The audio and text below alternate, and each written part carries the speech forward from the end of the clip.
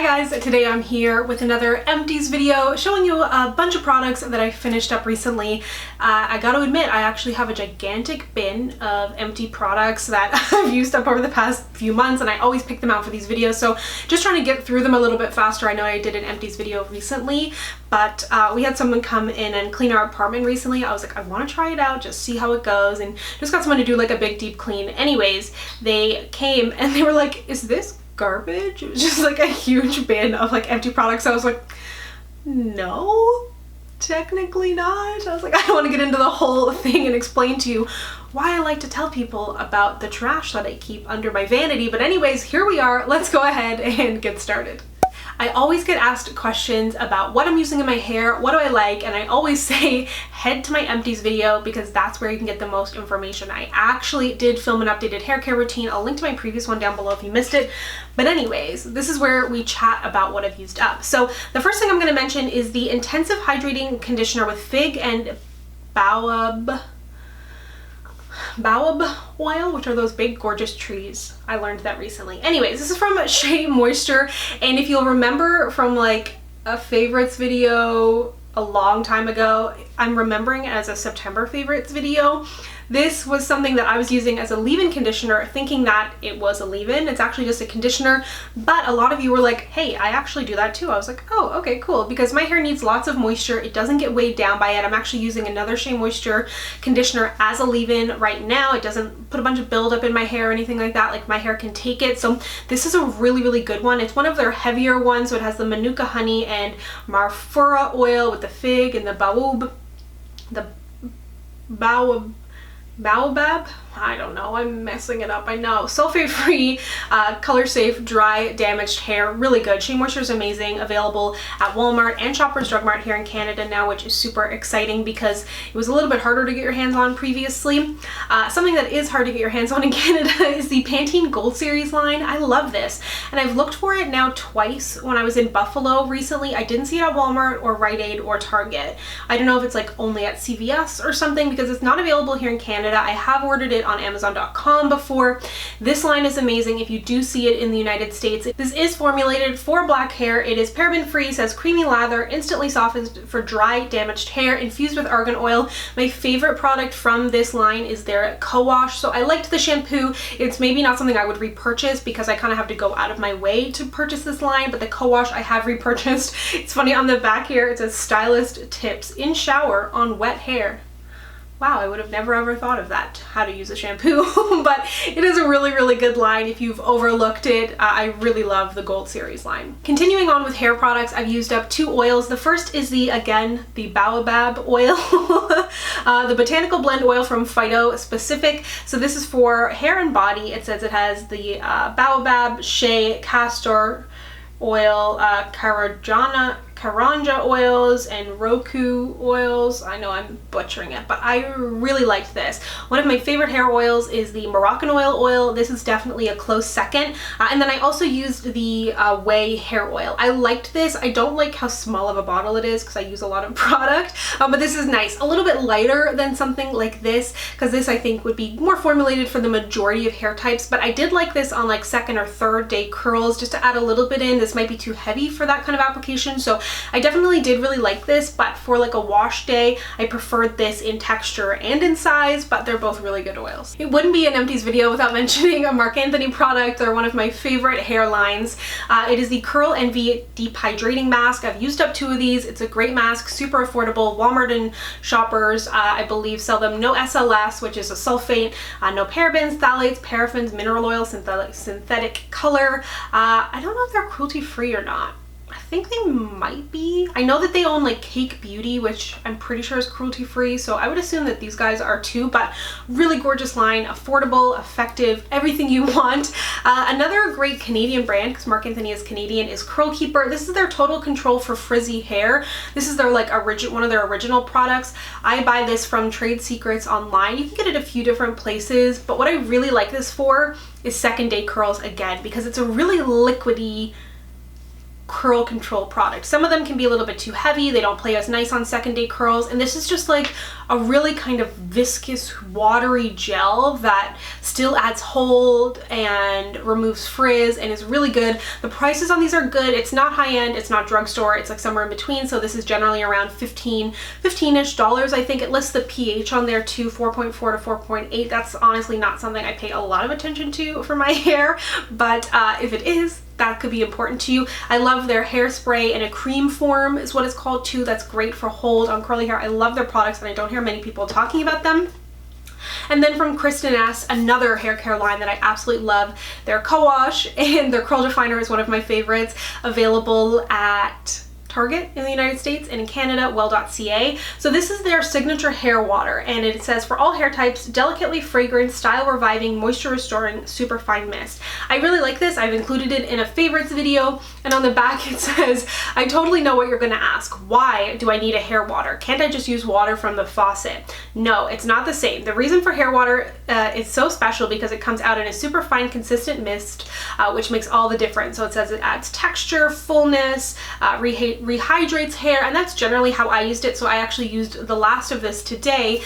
I took my hair out of like what I slept with it in and just kind of gave it a zhuzh to loosen my curls up, and then I went in with a little leave-in, and then I went in with like a little pomade just to kind of put it in place. So I really, really like this. It's not a bad price. I think like $12. It has a nice scent to it, but I will say now that I have purchased a mister bottle, because this comes out, I don't know if anything, oh yeah, there's a little bit left. It comes out in a really fine mist. So for a long time I was using just a regular spray bottle, the same one that I used to spray Rue when she's like scratching furniture, which is not the best option because it's not as fine and it kind of added too much water to my hair and didn't distribute it properly. So now that I've bought a mister, I'll link to the one I have from Amazon down below. It just distributes the water really nicely. That being said, it is just water from my faucet, so it may not be as good as something like that's in here, but that water is essentially free versus this is not free. So kind of depends. It's not to say that I wouldn't repurchase this because I do really like it. I like the scent. It's nice and light. But now that I have that mister, I definitely found myself reaching for this less. Moving into skincare, I have a lot of drugstore products here to talk about today. The first is the Garnier Skin Active Micellar Water. I really like this. I like the blue one. I like the green one. I like the yellow one. I like the pink one too, I think. Like, I like all of them. This is the one that's supposed to be mattifying. So for oily, sensitive skin, removes makeup, cleanses, purifies. Good for eyes. It has no oil in there.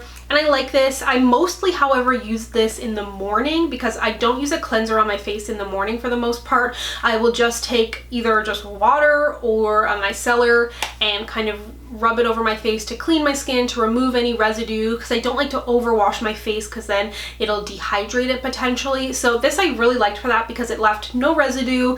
It is good for makeup removing too, but I definitely used it more as like a morning skincare type product. Then I finished up the Neutrogena Hydro Boost Hydrating Serum.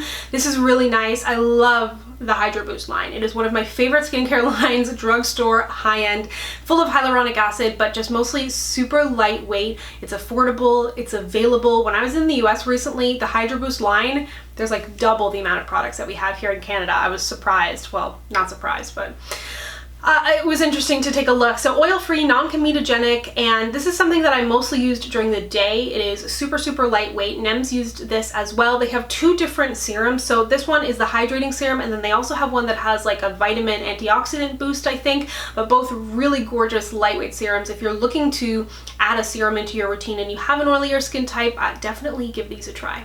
I finished up the Quo Luxury Cotton Facial Pads. These are essentially a dupe for the Shiseido ones. I don't know how much the Shiseido ones are. I think these are anywhere between $9 and $11, which I never saw myself as a person who would buy luxury facial cotton. And I think I tried the Shiseido ones, so then it got me curious to try these, because the Shiseido ones I was like, ooh, that is good, but how are the Quo? The Quo are great. I definitely am trying to cut down on the amount of products that I use because waste, you know, but I still will continue to repurchase these. I do want to get some reusable ones. I have the microfiber cloths that I really like and use those, so it kind of depends. Like, I'll use these for nail polish. I just find them stronger. I find them better because I was always buying the Dollarama ones, and for a long time, if you look back at my Empties videos, I'm like, who would ever buy luxury facial cotton? Blech. And now here I am. I'm the monster, but hypoallergenic, exceptionally soft and luxurious, 100% cotton. So I definitely like these if you're curious, if you're using the Shiseido and you want to like save a couple bucks. And then from Sephora, these are the Rose cleaning wipes. The scent on these, and I know a lot of people are like so against scent. Oh my god, the scent is so good. But I mostly use these for removing swatches when doing blog posts or videos. I do a lot of swatching, I do a lot of makeup removing, but it's not necessarily on my face all the time. It's like on my arms or my hands, or just even on like furniture and stuff when I get it messed up. If I'm swatching and like hit something or my desk. But I love these. I really like the Sephora makeup removing cloths. I like the Sephora, I like the Neutrogena, and I like the Garnier Micellar. Other than that, I don't know that there's others that I've tried that have really blown me away. And again, in general, I try not to use too many makeup removing cloths. When I travel, I use them. And I get sent them, so I end up using them as well. Like, I'm not just gonna throw it out because like it's going in the garbage either way. But I gotta say, I really like the Sephora ones, and I think they're a pretty good price too. From Laneige, I absolutely love their skincare as well. This is their Water Pocket Sheet Mask, and I really liked this. It's moisturizing for all skin types. Main feature is the hydro ionized mineral water, and this I thought was really nice. It says it has a non-slip high adhesion mask, which I will agree, it did move around. That's one thing about sheet masks, is like I feel like when I mask, I like to go do something, you know what I mean? Like I'll set a timer for 20 minutes and then I'll go do laundry or do dishes or start editing, and I feel like I need to be able to do something. Like I don't take it as like a relaxation time, I'm taking it as like I'll set 20 minutes and like clean as much as I can or something like that. Anyways, it annoys me when I feel like I can't move. When I have a sheet mask on, it's like slipping around and sliding around. So really beautiful. Not surprised, because Laneige makes incredibly good skincare, but this is a really good hydrator. I felt like my skin was plumped, hydrated, really nice. Two more moisturizers. I've talked about both of these in my favorite moisturizers for oily skin series. I've got a few of those videos now. This one is from Glam Glow. It is their Waterburst. I love this. Beautiful texture. Very similar, however, to the Neutrogena Hydro Boost gel cream. It has a really nice kind of like orange creamsicle scent. Nothing super intense, but this is a great daily moisturizer. It is light, it is refreshing, it is hydrating, but it is not heavy. It has that kind of gel cream texture, more on the gel side than not. If you have a deeper skin tone, it's not going to give you any white cast, and it's beautiful. I absolutely would repurchase this if I didn't have 100,000 moisturizers. And then another one that I finished up actually quite a while back. This is the Paula's Choice Skin Balancing Invisible Finish Moisture Gel for normal, oily, and combo skin. Paula's Choice makes amazing skincare. This is one of the first moisturizers that I tried that I actually liked, because a lot were just so heavy, and Paula's Choice has always done a really good job catering to all the different skin types. So this says it stimulates collagen and minimizes pores along with smooths wrinkles on the face and eye area. No fragrance, no animal testing, no added dyes, and non-irritating. So if you have an oily skin type, an acne prone skin type, this is really good. Paula's Choice has great prices as well. I love their BHA. They make a lot of really good stuff. It's got green tea in here. It has grapeseed extract, niacinamide, which is really good for oily skin if you have bigger pores as well. So love this. Burt's Bees has launched a bunch of new skincare products and body care. So this is their Energizing Citrus and Ginger Body Wash. It says it's 98.7% natural. They're also cruelty-free. I really love this scent. I really love ginger in skincare, and the addition of citrus makes it a little bit brighter, a little bit more fresh, because I'm not a huge like deep sexy scent, but I like a little bit of sexy and a little bit of sweet, we'll say. So I thought this was a really beautiful combination. It's a nice body wash. It also acts as a good bubble bath as well. I don't take many baths, but I did use this for a few baths, and I thought it was really gorgeous. So if you're looking for a cruelty-free option and something that is going to be a little bit more on the natural side, Burt's Bees makes really good stuff. I gotta say, so impressed with Burt's Bees launches. They make really good stuff that from the outset, if it's like, oh, it's super natural and organic and da-da-da, my eyes kind of glaze over sometimes, because I'm like, but it's not gonna work. But I have had really good experiences with their products. Then I used up the Quo 100% Acetone. I, as you know, don't really paint my nails that much, but if I have glitter or if I'm trying to get shellac off my toes, this is what I always use. I've never used an acetone from anybody else because Shoppers is just always the most available. It's a good price. I wouldn't recommend using acetone on your nails all the time if you're using Like if you're painting your nails several times a week, it might be a little bit too harsh, but good if you have like glitter or shellac or anything like that, and I will absolutely continue to repurchase. I think I already have another one. And then these aren't necessarily empties, but a little while back I did a bit of a concealer declutter, and some of them are still at the bottom of my empties bin here. Mostly like this one, for example, the medium tan shade from Colourpop. Their concealer was a little bit too dark or light? I can't remember. I've reviewed the concealers and talked about them a bunch in other videos, Colourpop videos if you're curious, but this just wasn't a good shade for me. This I've had for a million years. It's the Tarte Maracuja Creaseless Concealer, and they've since come out with, I don't know if it's a new formula or just new packaging. I feel like it's new formula and packaging, because I don't feel like this formula would play well in the tube with the doe foot applicator, and I really want to try it. And every time I go to Sephora, I try to purchase it because I wanted to see what my shade was, and they never have had my shade. So this one I think I had in the shade tan, and I liked it, but it's been years since I used it, honestly. And then this was another really old one from EX1. I reviewed their foundation when I first moved to Toronto, I think.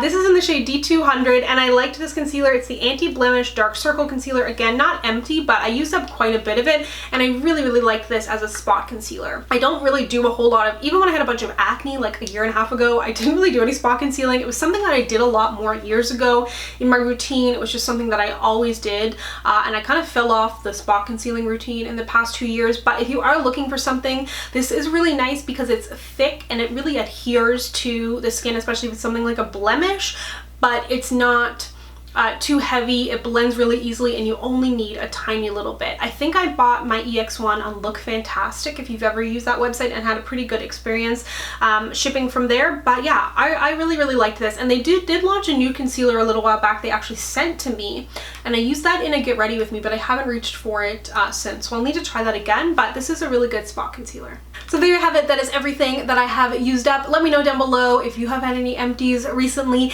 If you'd like to connect with me, you can find me on Instagram, Twitter, and Facebook at SamanthaJaneYT, and I'll see you guys next time. Bye!